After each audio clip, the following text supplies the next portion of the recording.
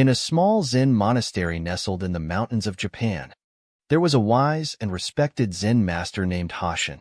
His students were always eager to learn from his deep insights and often posed various questions about life, enlightenment, and the nature of reality. One day, a particularly curious student named Akira approached Hashin with a question. "Master, what is the nature of the mind? How can we truly understand it?" Hashin smiled and replied, "To answer your question, we will conduct an experiment." The next morning, Hashin gathered all his students in the courtyard. He placed a clear glass of water on a table and said, "Observe this glass of water carefully." The students watched intently as the master took a handful of salt and dissolved it into the water. He then asked, "Can you see the salt?" The students shook their heads. "No, master, the salt has dissolved."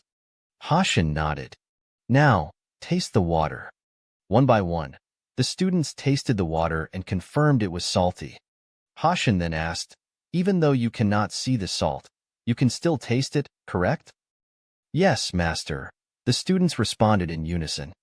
Hashin continued, "The salt represents your thoughts and emotions. Even though you cannot see them, they are present in your mind, influencing your perception and experience of the world." The master then poured the salty water into a large, clear pond. He asked, "Now, can you taste the salt in the pond?" The students took turns tasting the water from the pond. "No, master, the salt has dispersed and is no longer noticeable." Hashin smiled and said, "The pond represents your consciousness.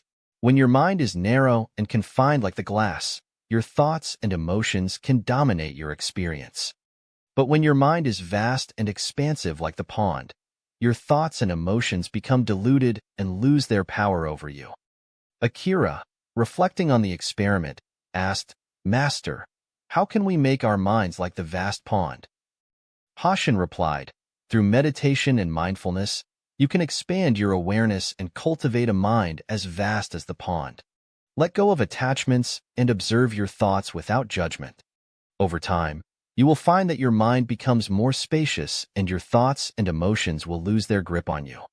With this experiment, Hashin imparted a profound lesson to his students. They learned that the nature of the mind is not fixed, and through practice and awareness, they could transform their consciousness and attain a deeper understanding of themselves and the world around them.